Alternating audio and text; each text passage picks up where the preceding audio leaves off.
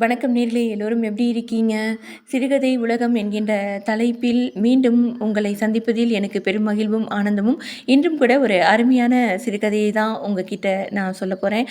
அந்த கதையின் உணர்வுகள் மிகவும் அருமையாக எனக்கு இருந்தது. நீங்களும் அந்த கதையை கேட்டுவிட்டு உங்களுடைய பதிவுகளை பதிவு செய்யுங்கள் என்று சொல்லிக்கொண்டு அந்த கதைக்குள் செல்லலாமா? அருமையான இந்த கதை வனம் அப்படிங்கிற மேகசினில் எழுதி வெளிவந்து இருக்கிறது. இரட்டை இயேசு என்கின்ற தலைப்பில் விஜயராவணன் எழுத்தாளர் விஜயராவணன் எழுதி வனம் என்கின்ற மேகசினில் வெளிவந்த இரட்டை இயேசு என்கின்ற தலைப்பில் அந்த கதை அமைந்திருக்கிறது. வெளிவந்த அந்த கதையை தற்பொழுது பார்க்கலாம். இந்தியாவைப் போலவே இங்கும் வறுகடலை மிகவும் பிரபலம் என்று சொல்லிவிட்டு பீங்கான் தட்டில் உரித்த வறுகடலையை தட்டியபடி, இன்னும் கொஞ்ச நேரத்தில் இங்கு இசை தொடங்கிவிடும் என்று மௌனமாய் காத்திருக்கும் இசை கருவிகளை காட்டிச் சொன்னார். வார இறுதி நாளின் பின் மாலை வேளையில் உணவும் மதுவும் ஒரு சேர கிடைக்கும் உணவகத்தில் நானும் என்னோடு வேலை பார்க்கும் ஐரோப்பியரும் ஒன்றாய் அமர்ந்திருந்தோம். இந்தோனேசியாவின் ஜாவா தீவில் உள்ள காகித தொழிற்சாலையில் இயந்திரவியல் தொடர்பான என் நிறுவன வேலைக்காக நான் மார்ச் 2ஆம் தேதி இந்தியாவிலிருந்து கிளம்பி வந்து கிட்டத்தட்ட ஒரு வாரத்திற்கு மேலாகிவிட்டது. உணவகத்தில் நுழைந்த பிற்பாடுதான் கவனித்தேன், எல்லோரது பார்வையும் ஒருவித குறுகுறுப்புடன் எங்களையே மேய்ந்தபடி இருந்தது. சபிக்கப்பட்ட 2020 ஆண்டுக்கான பிரத்யேக பார்வை அது. உலகெங்கும் கொடிய நோய் பரவும் இப்போதைய சூழலில் மொழி தெரியாத ஊரில், அதுவும் ஒரு ஐரோப்பியனுடன் இருக்கும் பட்சத்தில் இதே போன்ற வெறித்த பார்வைகள் இயல்புதான். வெல்கம் சார் என்றபடியே முழங்காலுக்கு மேல் வரை நீண்ட கருப்பு காலுறை அணிந்து உதட்டில் அடர் சிவப்பு பூச்சு அப்பியிருக்கும் பெண் சிப்பந்தி எங்களை பார்த்து செயற்கையாய் சிரித்தாள். மரணம் எல்லோரது முகத்தையும் வேடிக்கை பார்த்து கொண்டிருக்கும் காலத்தில் எதற்கு இந்த தேவையில்லாத சிரிப்பு? நடந்து வந்திருந்ததால் வியத்திருந்த தன் வெளுத்த முகத்தை 4-5 டிஷ்யூ பேப்பர்களால் அழுத்தமாய் துடைத்தபடியே ஐரோப்பியரும் பதிலுக்கு தலையாட்டி மெலிதாய் சிரித்தார். சிரிப்பு என்பது இந்நாட்களில் பாதுகாக்கப்பட்ட அரிய பொருளாகி போனதால் நினைத்ததும் செலவு செய்ய என்னால் முடியவில்லை. பெண் சிப்பந்தியும் என் பதில் சிரிப்புக்கு காத்திருக்காமல், என்ன ஆர்டர் என்றாள். மிளகாய் காட்டம் நாக்கில் உரைக்கும்படி காரமான ஃப்ரைட் ரைஸ் சொன்னோம். இங்குள்ள உணவகத்தில் ஃப்ரைட் ரைஸ் மட்டுமே அரிசி சார்ந்த உணவு என்பதால் பிடிக்காத போதிலும் நான் மறுக்கவில்லை. உணவு தயாராகி வரும் முன்னரே ஆளுக்கு ஒரு பெரிய கண்ணாடி குவளையில் ஜில் என்ற பீரை எடுத்து வந்து வைத்தாள். வெள்ளை நுரை ததும்பி நிற்கும் பீர் குவளையை ஐரோப்பியர் சியர் சொல்லி கையில் ஏந்தி உயர தூக்கினார். கிளிங் என்ற சப்தத்தோடு அவை மோதிக்கொள்ளவும் சாவின் மடியில் அமர்ந்து கொண்டு மது அருந்தும் என் மெத்தனத்தை நினைத்து சிரித்து கொண்டேன். 2 நாட்கள் முன்பு நம் தொழிற்சாலையின் வழக்கமான மருத்துவ சோதனையின் போது உனக்கு உடல் வெப்பம் அதிகம் காட்டியதும் உன் கண்களை பார்க்கணுமே, நீ மொத்தமாய் பயந்து போயிருந்தாய் என்று பெருத்த சரீரம் குலுங்க ஐரோப்பியர் என்னை பார்த்து சிரித்தார். 50 வயதை கடந்த அவரது முகத்தில் எந்த ஒரு பதட்டமோ அயற்சியோ இருக்கவில்லை. புன்னகை மட்டுமே நிறைந்திருந்தது. உண்மைதான், அந்த 1 மணி நேரம் என் மூளை கட்டுப்பாடின்றி எதையெதையோ யோசித்து கொண்டிருந்தது. உள்ளுக்குள் லேசாய் அனத்துவது போன்ற உணர்வு. இந்த இக்கட்டான நேரத்திலும் என்னை வெளிநாடு அனுப்பிய என் நிறுவனத்தை திட்டி தீர்த்தேன். எப்போதோ எடுத்திருந்த என் ஆயுள் காப்பீடு தொகையை மீண்டும் மீண்டும் கணக்கு செய்து பார்த்தேன். வீட்டிலிருந்து 2-3 முறை ஃபோன் வந்திருந்தது. எப்போதும் அவர்கள் கூப்பிடும் நேரம்தான். சாப்பாடு முடிஞ்சுதா? அங்கே மணி 8, இங்கே மணி 8, அங்கே மணி என்ன, அங்கே ஒன்றும் பிரச்சனை இல்லையே என்ற வழக்கமான கேள்விகளுக்கு அப்போது பதில் சொல்லும் மனநிலையில் இல்லாததால் அழைப்பை துண்டித்து விட்டேன். 1 மணி நேரம் கழித்து அவர்கள் எடுக்க போகும் அடுத்த சோதனையிலும் என் உடல் வெப்பம் கூடுதலாய் காட்டினாள் என்ற கேள்விதான் உள்ளுக்குள் திரும்ப திரும்ப ஓடிக்கொண்டிருந்தது. பீர் குவளையை மேசை மீது வைத்தபடி என்னை பார்த்து சிரித்தார். கல்யாணமாகாத இளைஞனையும் மரண பயம் என்னவெல்லாம் யோசிக்க வைக்கிறது. மரண பயத்துக்கு வயசு வித்தியாசம் இருக்கா என்ன? அதைவிட இன்னொரு விஷயம், நான் சமீபத்தில் பத்திரிகையில் பார்த்திருந்த புகைப்படம் ஒன்றில் என்னை நானே பொருத்தி பார்த்து அன்று விசித்திரமாய் கற்பனை செய்து கொண்டிருந்தேன். அப்படி என்ன கற்பனை? நானும் காலனும் ஏதோ பழகிய நண்பர்களைப் போல் வெகு நேரமாய் கல்பெஞ்சில் நெருக்கிக் கொண்டு அருகருகே உட்கார்ந்திருக்கிறோம். காலனா? ஆமாம், மரணத்தின் தூதன். எந்த நாட்டு தூதன்? கொளுத்த கன்னங்கள் அதிர சிரித்தபடி, சாரி, நீ சொல். நானும் காலனும் அருகருகில் உட்கார்ந்திருந்தும் எதுவும் பேசிக்கொள்ளவில்லை. நான் எதிரே மறையும் சூரியனை மௌனமாய் பார்த்தபடி இருக்கிறேன். அப்போது எங்கிருந்தோ சுடுமணலில் வருபடும் நிலக்கடலையின் வாசம் அடிக்கிறது. இப்போது நம் பிளேட்டில் இருக்கும் மறுகடலை மாதிரியே. ஆமாம், நான் தனியாக சாப்பிட மனமில்லாமல் உனக்கும் வேணுமா என்று காலனிடம் கேட்கிறேன். அவன் பதிலேதும் சொல்லவில்லை.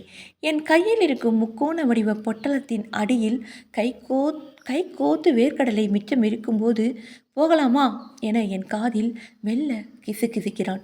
இன்னும் கொஞ்ச நேரம் என்று நான் சொன்னதும் அவனது முகம் விகாரமாகிவிட்டது. ஏற்கனவே நேரமாகிவிட்டது என்று என்னை பார்த்து முறைக்கிறான். மரணத்தை அவ்வளவு நெருக்கத்தில் பார்த்தும் கொஞ்சமும் பயமில்லாமல் ஏக்கம் நிறைந்த முகத்தோடு, இன்னும் கொஞ்சம் நேரம், இந்த சூரிய அஸ்தமனத்தை மட்டும் பார்த்துவிட்டு கிளம்பலாம் என்கிறேன். அவனும் முகத்தின் இறுக்கத்தை தளர்த்தி கொள்கிறான். ஆனால் என் மேல் நம்பிக்கை இல்லாமல் என் மெலிந்த மணிக்கட்டை தன் உறுதியான உள்ளங்கைக்குள் அழுத்தமாய் புதைத்து கொள்கிறான். இருவரது ஆடையும் உரசியபடி கரும் சிவப்பு வானில் சூரிய அஸ்தமனத்தை மௌனமாய் பார்த்து கொண்டே இருக்கிறோம். மீதி இருக்கும் பீரை ஒரே மிடரில் குடித்து முடித்து கீழே வைத்தேன். மீண்டும் நிரப்பப்பட்டது. உடல் குலுங்க சிரித்தபடி கேட்டார், அந்த நேரத்தில் உனக்கு இந்த கற்பனை தேவையா?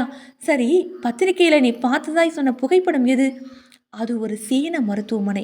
படுக்கையில் கிடக்கும் பாதிக்கப்பட்ட நோயாளிக்கு சூரிய உதயத்தை மருத்துவர் காண்பிக்கும் ஃபோட்டோ.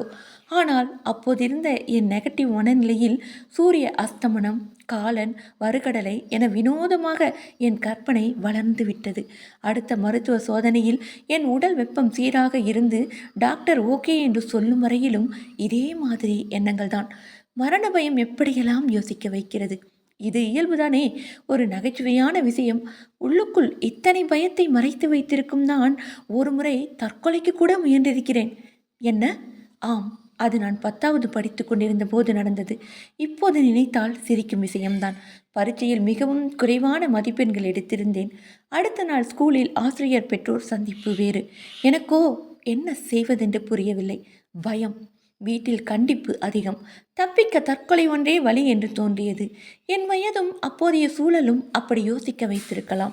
எங்கள் ஊரில் பச்சல் வயல்வெளியை தாண்டி போனால் ஆளில்லா ரயில்வே லெவல் கிராசிங் ஒன்று உண்டு.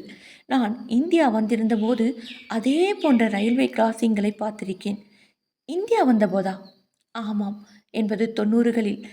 இப்போது பார்க்கும் அதே காகித தொழிற்சாலை சம்பந்தமான வேலையாக தான். அப்போது பல இடங்களுக்கு பயணித்திருக்கிறேன்.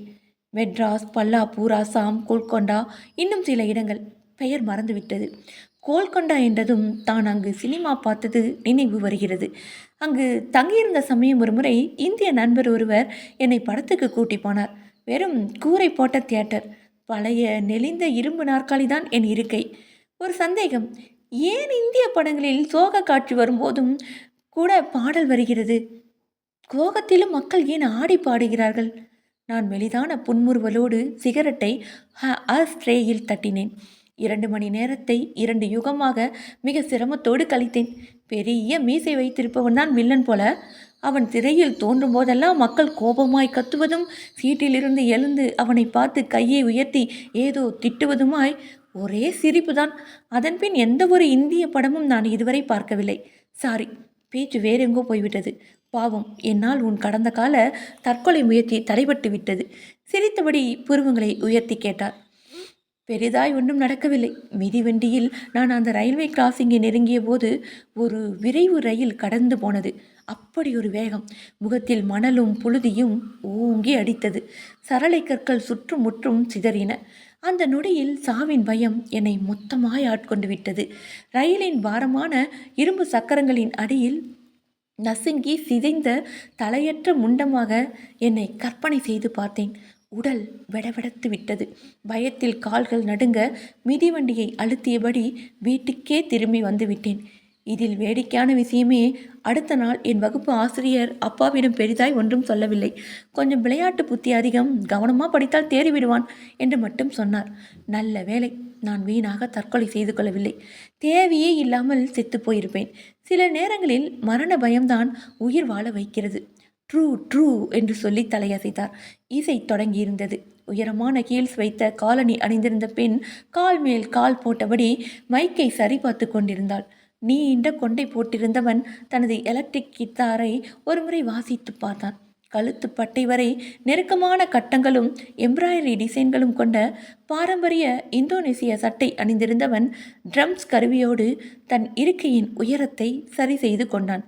அடுத்த சில நொடிகளில் நீர்வீழ்ச்சியாய் இசை துவங்கியது.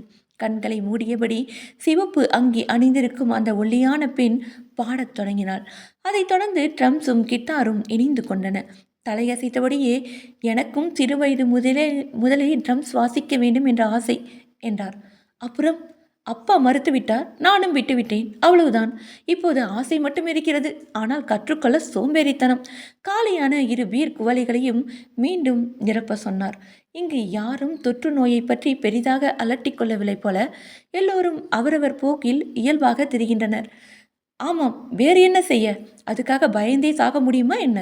மரணத்தின் முகம் எப்படி இருக்கும் என்று பார்த்து விட வேண்டியதுதான் என்று நினைத்திருப்பார்கள்.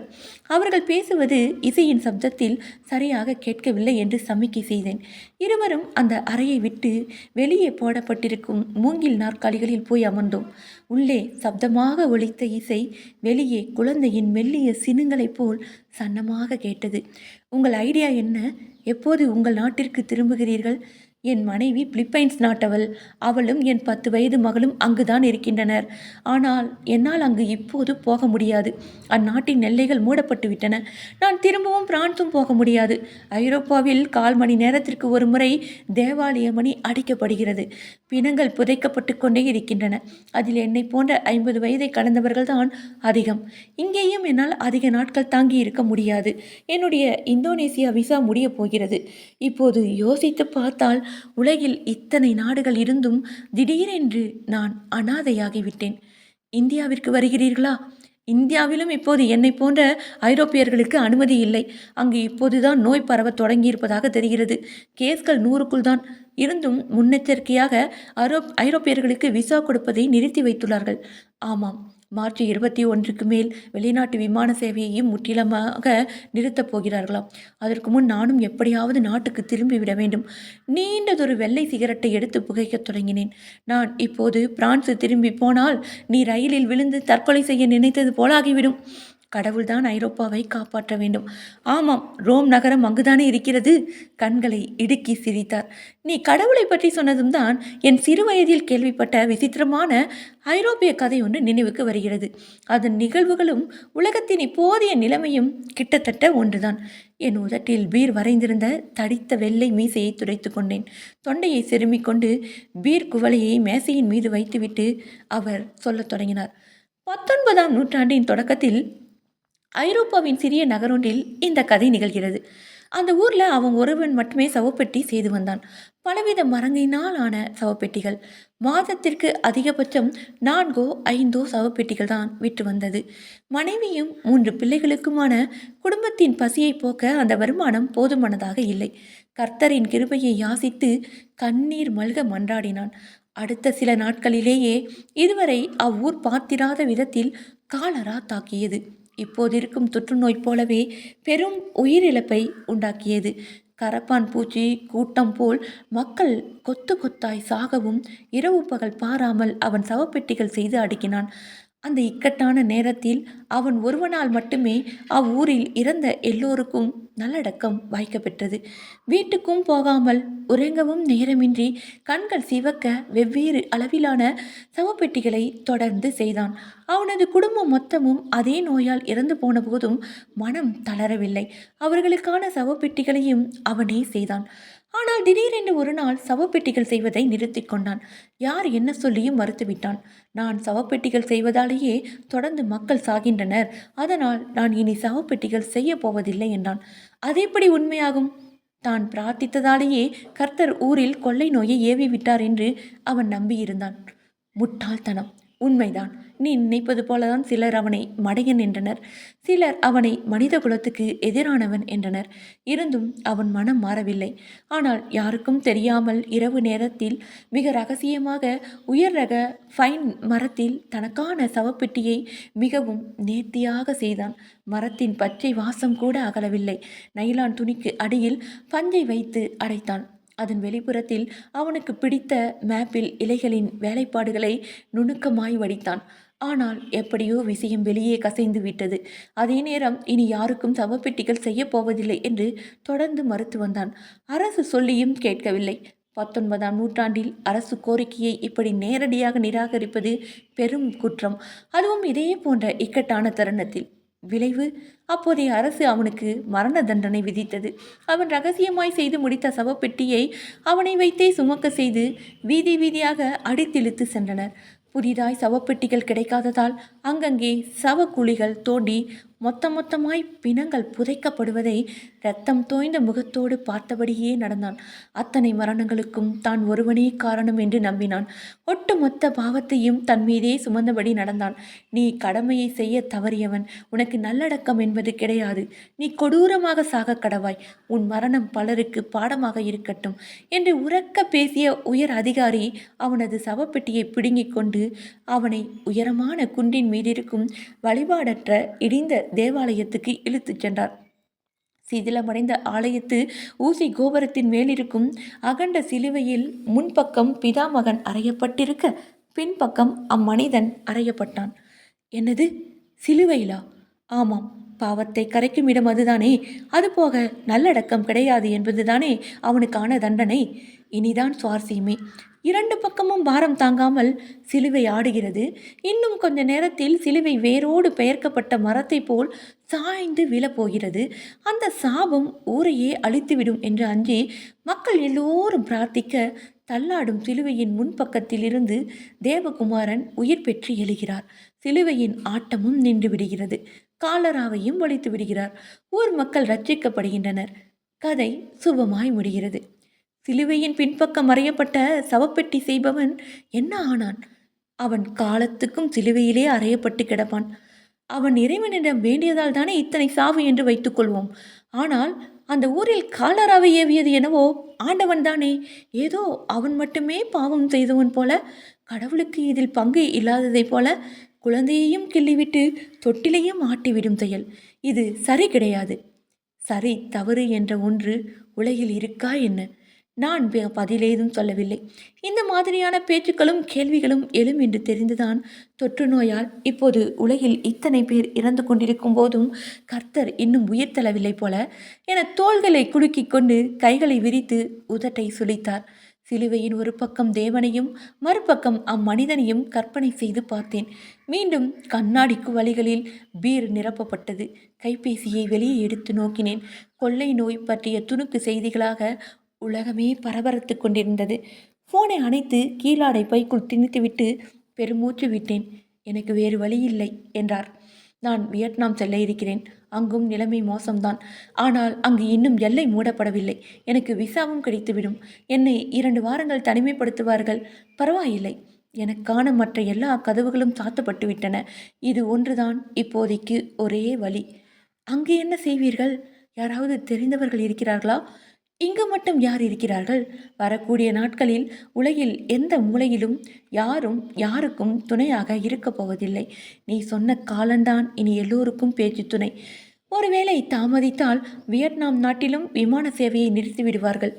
குடித்து கொண்டிருந்த பீர் குவளை காலியானது. தங்கியிருந்த ஹோட்டல் பக்கம்தான் என்றபடியால் இருவரும் நடந்தே சென்றோம். எப்படியோ இன்றைய பொழுது இனிமையாய் முடிந்தது. குட் நைட் என்று விட்டு தன் அறைக்கு போனார். அன்றைய இரவு நான் கண்ட கனவில் உயரமான மலை உச்சியின் மேல் இரத்தம் தோய்ந்த நிறத்தில் ஒற்றை சிலுவை தெரிகிறது. தேவாலயம் எதுவும் அங்கில்லை. பிரம்மாண்ட சிலுவையின் பின்பக்கம் அறையப்பட்ட மானுடனின் உடம்பிலிருந்து சிந்தும் இளம் சூட்டு இரத்தம் பரமபிதாவின் மெழுகு உடலை நனைத்தபடி சொட்டு சொட்டாய் வடிகிறது. வானில் வட்டமடிக்கும் பிணந்தின்னி கழுகு ஒன்று சிலுவையின் மத்தியில் வந்து அமரவும் பாரம் தாங்காத சிலுவை ஆடுகிறது. ஊர் மொத்தமும் கண்ணீர் மல்க துதிக்கிறது. ஆனால் இயேசு இன்னும் உயிர் தளவில்லை. பூமி நடுங்க சிலுவை வேகமாய் அதிர்ந்து கொண்டே இருக்கிறது. அழைப்பு மணி அடிக்கும் சப்தம் கேட்டதும் கண் விழித்து பார்த்தேன். மணி காலை 9. கதவை திறந்ததும் ஆரஞ்சு நிற ஷர்ட்டும் காக்கி நிற நீண்ட கால் சட்டையும் அணிந்து ஐரோப்பியர் நின்றிருந்தார். சாரி, இன்னும் முடிக்கவில்லையா? என் பிளானில் ஒரு திடீர் மாற்றம். இன்று மதிய ஃப்ளைட்லேயே நான் கிளம்புகிறேன். அதை சொல்லத்தான் வந்தேன். நீ எத்தனை சீக்கிரம் முடியுமோ அத்தனை சீக்கிரம் உன் நாட்டுக்கு கிளம்பிவிடு. சரி என தலையசைத்தேன். வியட்நாம் நாட்டில் எங்கு தங்கப் போகிறீர்கள்? உலகின் பெரும் துயரமே உனக்கென்று யாரும் மற்ற இடத்தில் நீ தனியாய் சாவை எதிர்கொள்வதுதான். அந்த தைரியம் எனக்கில்லை. நான் என் முடிவை மாற்றிவிட்டேன். வியட்நாம் போகவில்லை, ஐரோப்பாவிற்கே திரும்பி போகிறேன். கர்த்தர் ரட்சிக்கட்டும் என்று கண் சிமிட்டிவிட்டு கிளம்பினார். தூரத்தில் ஒரு விரைவு ரயில் தண்டவாளம் அதிர அவரை நோக்கி வருவதாய் உடல் தடதடத்தது. கதை ஆக்கம் விஜயராவணன் அவர்கள். என்ன நேர்களே, இந்த கதை உங்களுக்குள் என்ன அதிர்வலையை ஏற்படுத்தியது என்பதை சொல்லுங்கள். இப்படியான மிகவும் வித்தியாசமான அருமையான சிறுகதைகளை நாம் தொடர்ந்து வாசித்து பயணிக்கலாம். இந்த கதையை பற்றி உங்களுடைய சுவாரஸ்யமான அனுபவங்களை பகிர்ந்து கொள்ளுங்கள். எழுத்தாளர் விஜயராவணன் அவர்களுக்கு நன்றியும் வாழ்த்துக்களையும் தெரிவித்துக் கொள்ளலாம். நன்றி அன்பு நேய சொந்தங்களை. மீண்டும் இதே போல ஒரு அருமையான சிறுகதை உலகத்தில் சந்திக்கும் வரை உங்களிடமிருந்து விடைபெறுவது நான் உங்கள் அன்பு அறிவிப்பாளர் சகோதரி இளையவேணி கிருஷ்ணா. வணக்கம் அன்பு நேய சொந்தங்களை. நன்றி நேயர்களே.